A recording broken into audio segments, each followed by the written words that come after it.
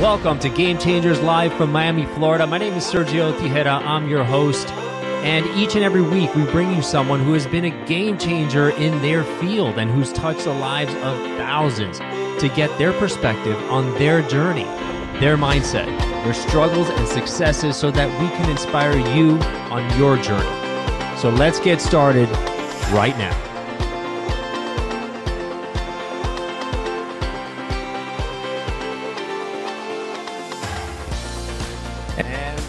Welcome to Game Changers Live. We do this each and every week. We bring you people who have been game changers in their field, and today is no exception.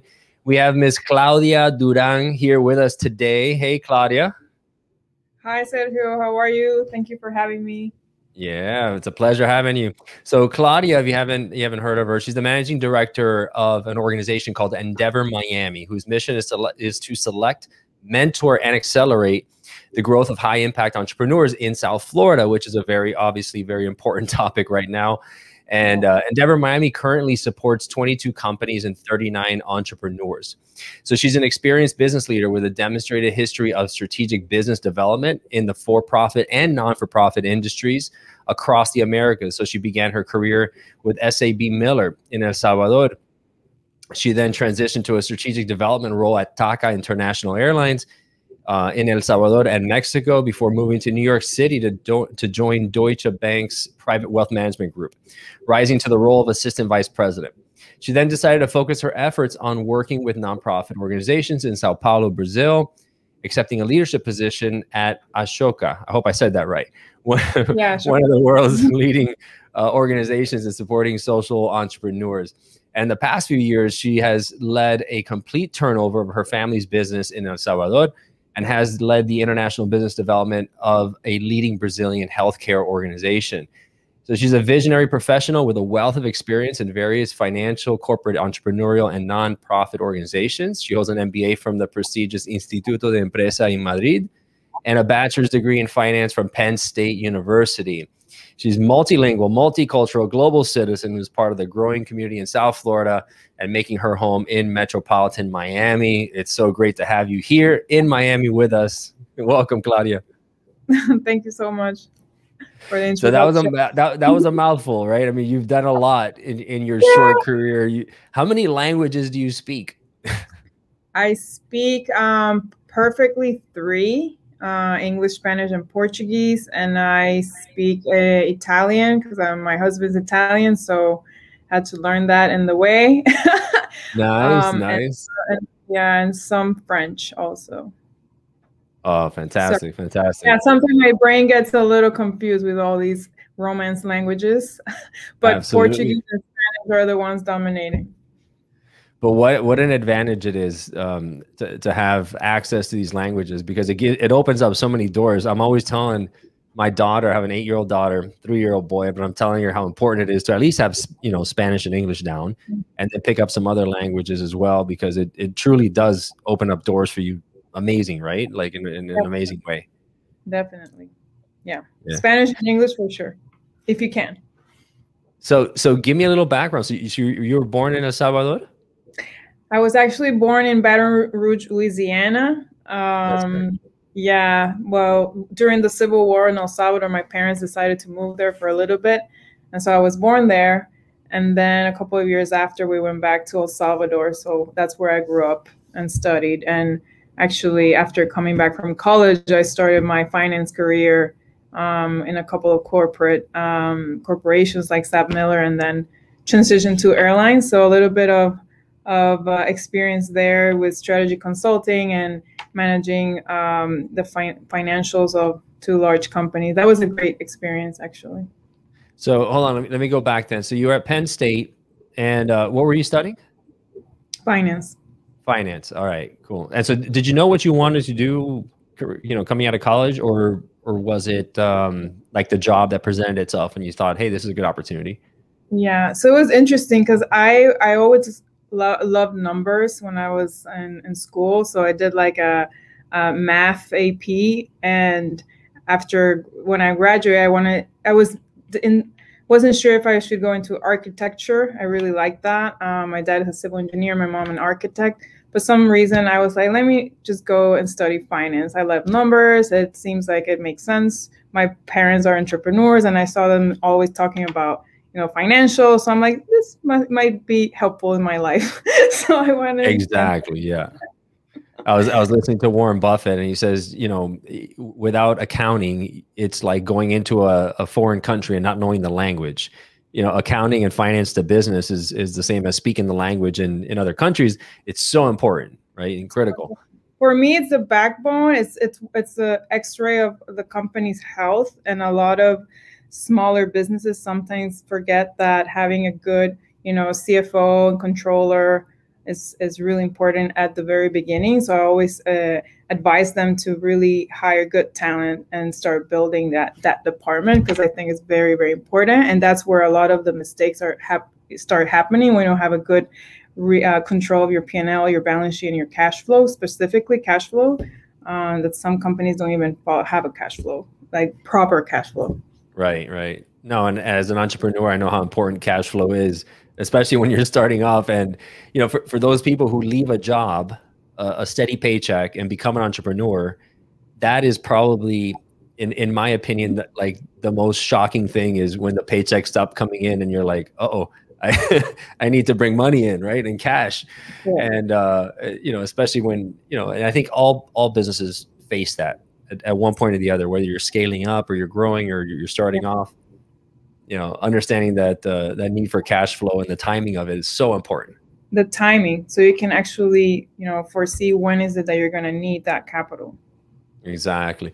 So then you started your career was it SAB Miller? Yeah, that was my first job in the finance department. Mm-hmm. Are you a beer drinker? I am not, actually. Was that part of the interview process? Like, hey, do you like it? Well, they had in the cafeteria, they had a fridge with beers, and people were always afraid. But during lunchtime, sometimes you would see people drinking their beer, and that was fine.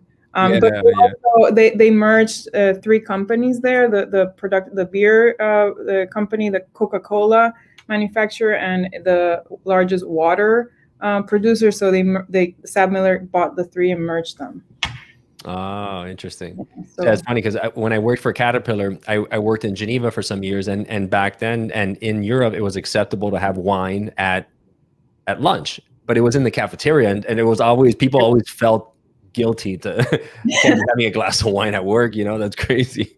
Yeah, but sometimes we were like still 8 p.m. at the office, and we're like, oh, let's just go drink. Yeah, it's time for happy hour. Beer, right? But I would drink it with everyone, because we were just like trying to finish the forecast for the P&L, and we had a deadline, right? So. Oh my gosh. So hopefully the numbers came out right at the end of the happy hour. So then, and so you spent some time there. How many years were you there? I was there for 2 years, and then I was pulled into the Taca Airlines. That was a family business in El Salvador, now purchased by Avianca, several years ago. Yeah. And so your family business was Taca? No, not mine. It was family, not mine. Okay. And they were creating an in-house team of consultants that were working with Bain and Company. Sure. So there were like 3 teams doing strategy consulting. There were a lot of changes going on in the airline, really optimization of their revenue, changing a lot of the systems. So I was part of the one of the teams for traveling mostly with the CEO around all of the Americas with a specific project.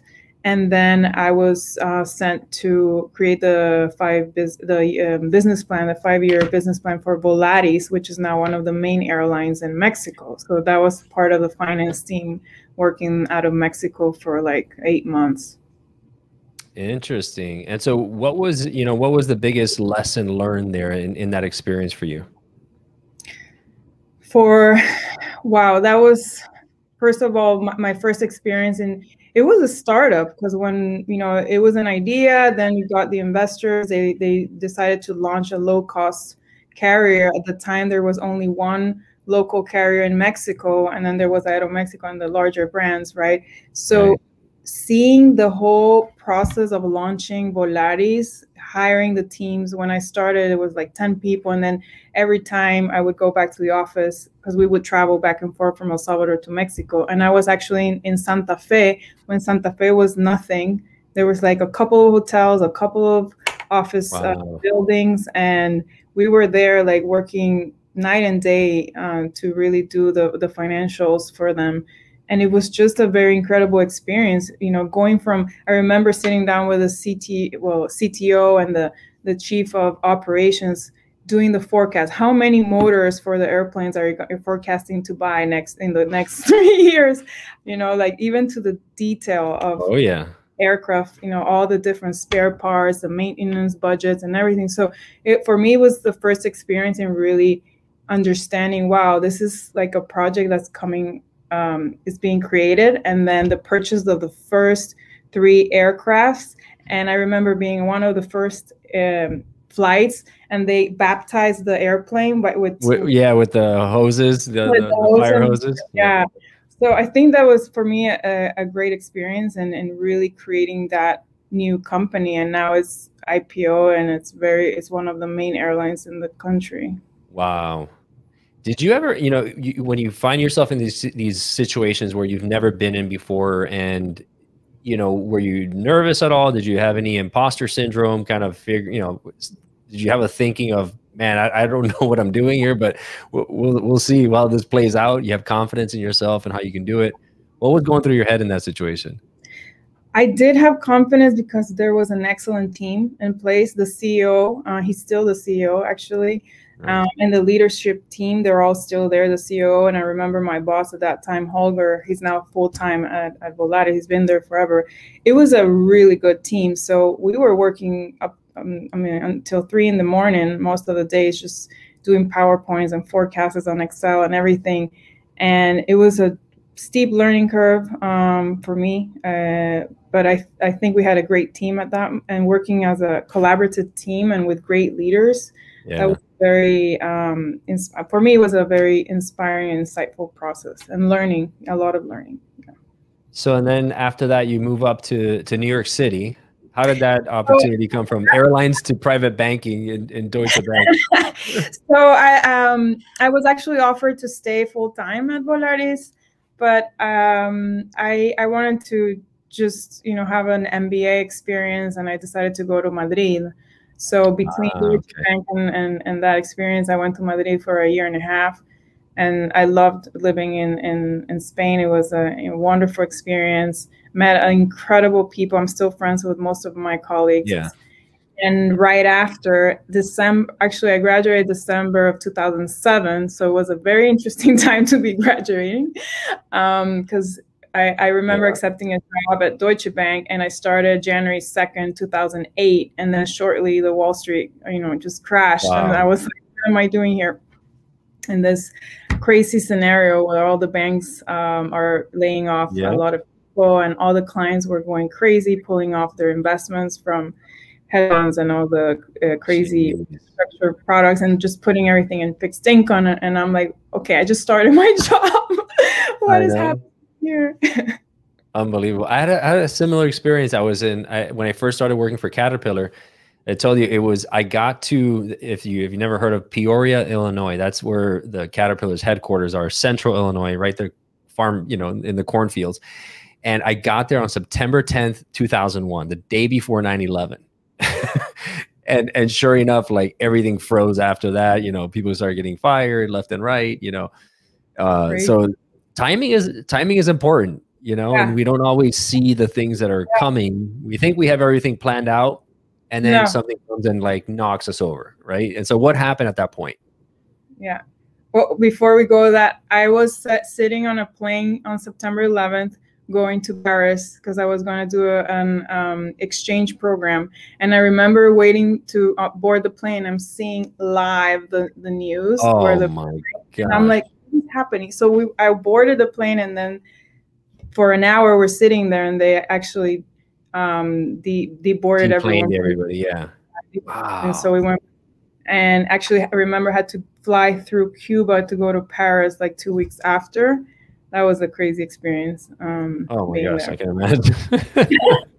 Yeah, but so going back to New York, I was for 3 years with Deutsche Bank and in the private wealth management, traveling back and forth from Latin America where my clients were. So I was managing a portfolio of clients from several companies in South America. So that was it was a great experience. The first year was challenging, as I said, 2008, but then slowly started getting a bit better, and a lot of traveling to South America. And then I met my husband, and we got married and moved immediately to São Paulo, Brazil, for his work. So I left Deutsche Bank and landed in a very interesting country, which I love. But at the beginning, it was challenging. I didn't speak any Portuguese, and I quickly realized not nobody, but most people didn't speak Spanish or English. So I had to quickly learn Portuguese and understand, the culture and build a network, and then slowly reinvent myself and see what was I going to do there. Wow. So you didn't have a job. You're just following him down there. Wow. And what was he doing? So he was working. He actually started working with his father in the family business in Brazil. That's why he wanted to have that experience with his dad, and so I supported him. Obviously, I had just married him. I was in love and honeymoon, and then I land. I'm like, what did I say? You left a great job, and then you get thrown into the woods down there. Not even the woods, the big city, because of São Paulo is just yeah. And he's like, here's you have an armored car. I'm like, what? I'm used to walking everywhere in New York. I can't. This is crazy. Yeah, this is a change. And then I couldn't work for 1.5 years because of the problem with work permit and residence. So it took 1.5 years for me to get my work permit. And that was another. I think it ended up being good. I went to interview with all the banks because that was the natural move to go work with a bank. Sure. But I ended up shifting my career and going to work with a nonprofit, which is Ashoka, that I mentioned too. And it was a great experience. Actually, I really enjoyed it. And that's where you started kind of working into that whole world of entrepreneurialism. Well, I mean, you've been in entrepreneurialism, your whole career, basically, in different points of view. Mm-hmm. And so you start working with Ashoka, and you take a leadership position on there. And then tell me a little bit about that and how you turned around your family's business and all that good stuff. Yeah. So I started working in Ashoka. I didn't know about Ashoka, but I immediately really clicked with the mission of the organization. It's basically has the largest network of social entrepreneurs. So all these amazing leaders and visionaries that are trying to make this world better. And, they select the best entrepreneurs. They go through a selection process similar to Endeavor to understand what's their vision, the way they're going to scale up the organization, what's the innovation, the social impact. And Brazil was, at that time, the second largest network for Ashoka. They were in more than 35 countries, India being the largest network, and then Brazil. I had 380 entrepreneurs in the portfolio. It was, look, if you wanted to get inspired and just impressed by the passion of these entrepreneurs, I traveled all of Brazil. I went to the Amazon region. I probably went to all the states of Brazil, meeting incredible visionaries, trying to solve really simple problems like getting access to clean water to villages, or healthcare to different communities in the Amazon.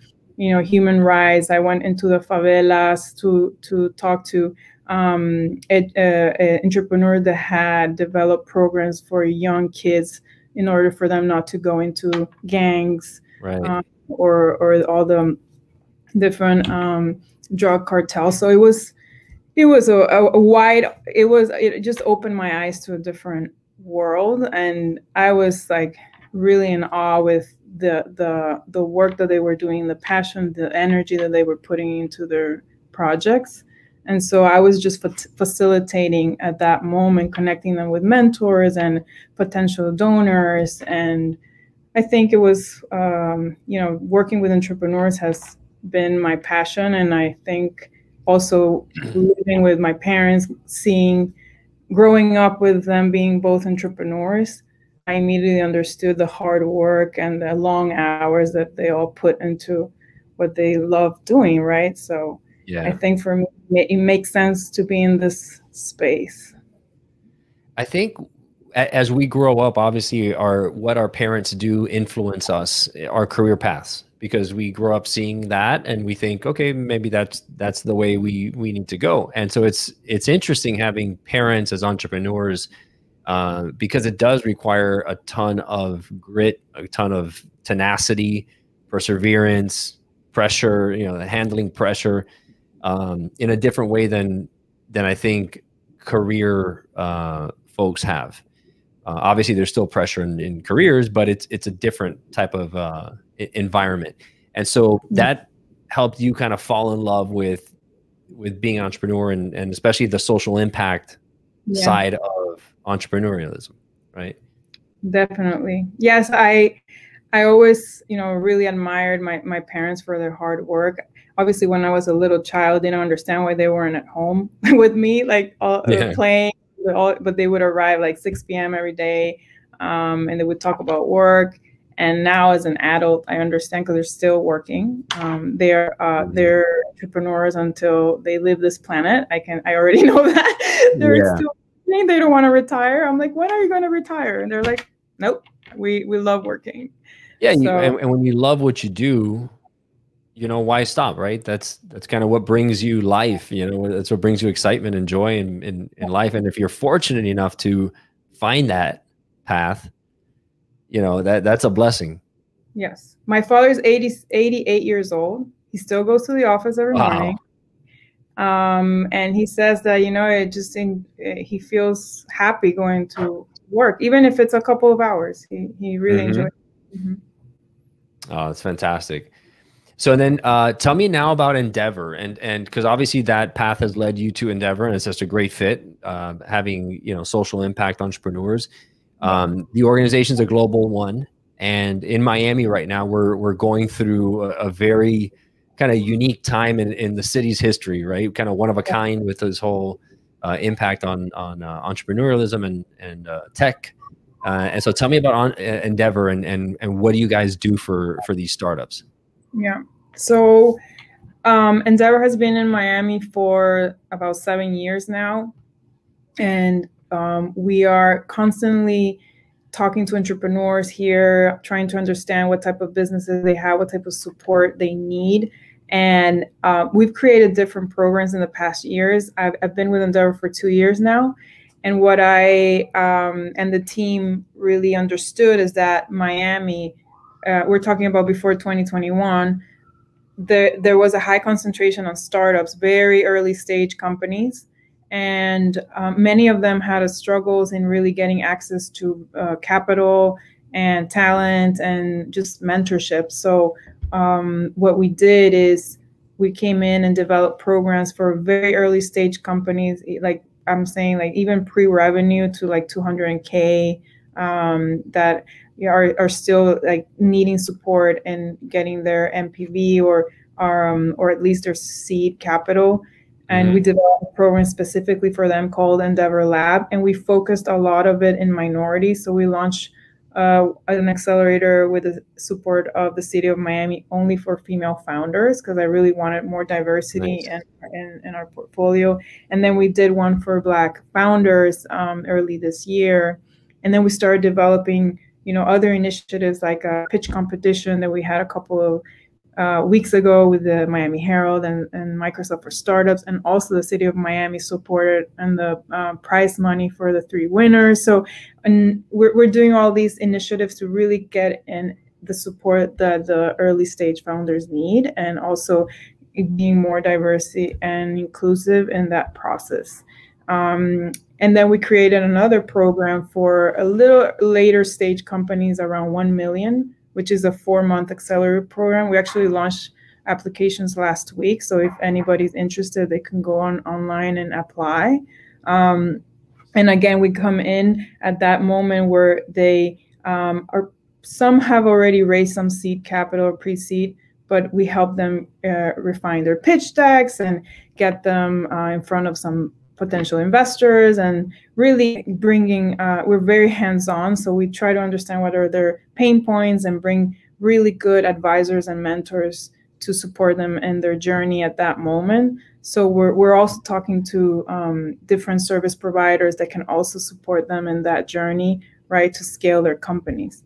And then our main program, which is for later stage for companies around 5 million, they go through the Endeavor selection process, which we've been doing for 25 years now, that become part of those who are approved in the selection process become part of our portfolio for life. The entrepreneurs are Endeavor Entrepreneurs for Life, where we can continue to support them in their first company, second company. And at the end, our mission is to really create this robust entrepreneurial ecosystem here in South Florida, create community, connect them, right? And then start building a lot of initiatives for them to start supporting and even doing business together. We already saw some of them doing that. Connecting them with investor network that we've also built. So at the end, the mission is to support the founder, and everything Endeavor does is founder centric. So any program, any service, anything that we create is always thinking how we can best support the founder to really scale their company successfully.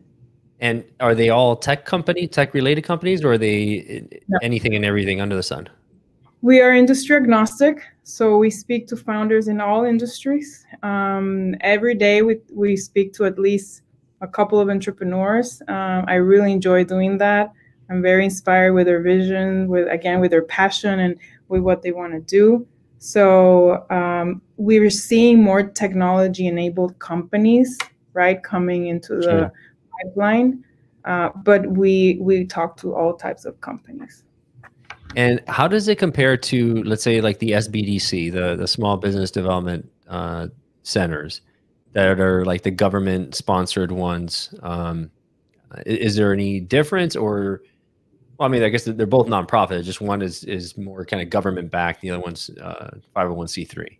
Yeah, and we are backed by public sector, private sector, right? We partner with both, and even with private individuals who are entrepreneurs that want to really help other founders in their local ecosystem. So we become, the connectors within this network, bringing the right people to I always say that we're doing connections every day. I love doing that. I'm building this network.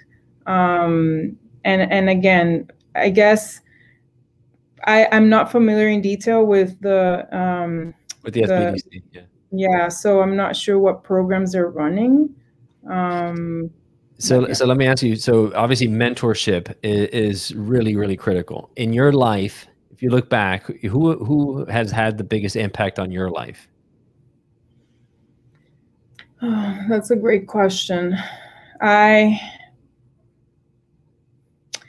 think both of my fathers have really influenced in a lot of what I've done, because they really, first of all, they've always let me make my own decisions on my professional career, my going around traveling and just discovering different things for me to make my own decisions, right? No pressure on, you have to study this, you have to do this. No, it was more like go and explore and then decide what resonates with you and what you feel passionate about. And I'm really thankful with what I do, because I enjoy every single moment of my work, of the job, and everything at Ashoka. And I think the whole career, everything that I've done ties very well together and prepared me for where I am now.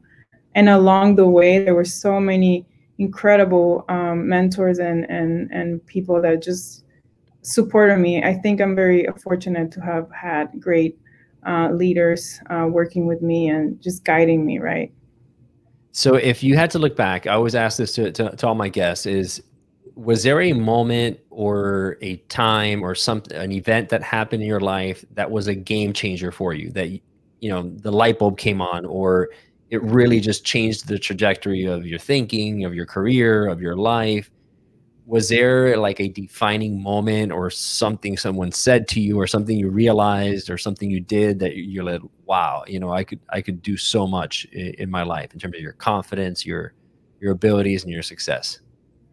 So when I moved to Miami after being in Brazil, I'm like, oh my God, Miami, I'm going to just rest and go to the beach and discover the city and just, you know, see what I'm going to do. What's my next career step? And no, that didn't happen. I was probably had been here for 4 months. And then my parents called me and they're like, we need your help.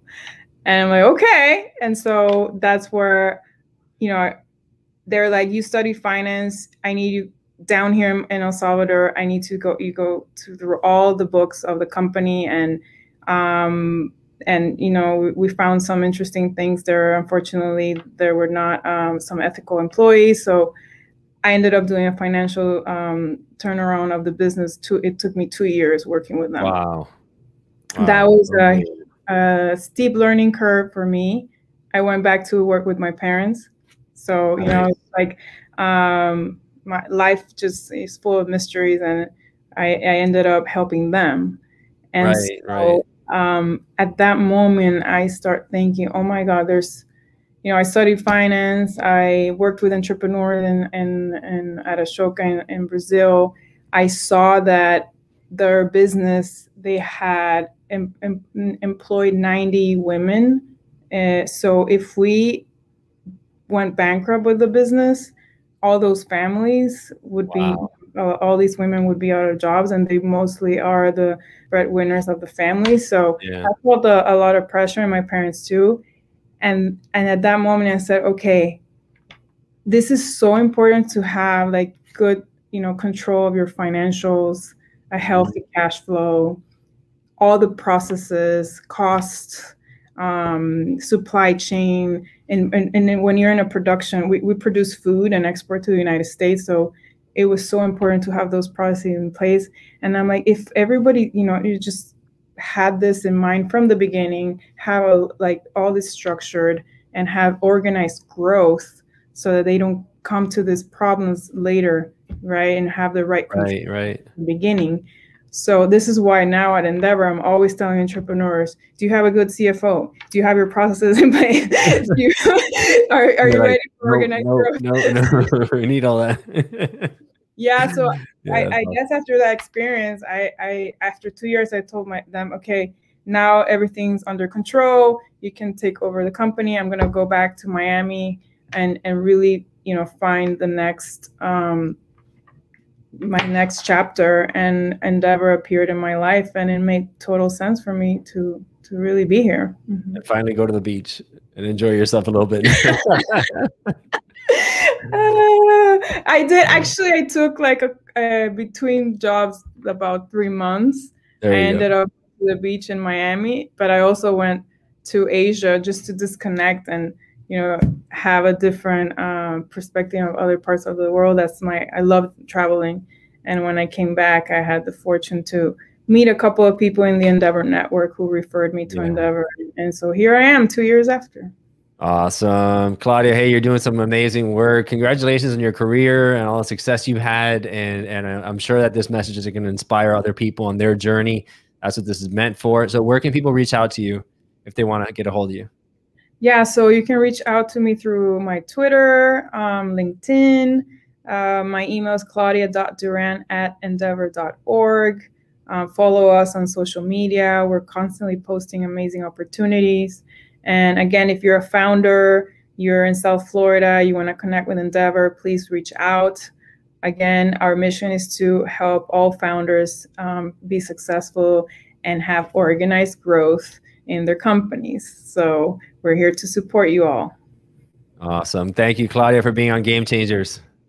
Well, thank you for having me, Sergio. It was so much fun to be here today. And hopefully I can connect with some of your viewers very soon. Absolutely. If you loved what you heard in today's episode of Game Changers, please subscribe and rate us. The lessons and the stories in these podcasts are immensely valuable, so I invite you to share them with a friend who needs to hear it.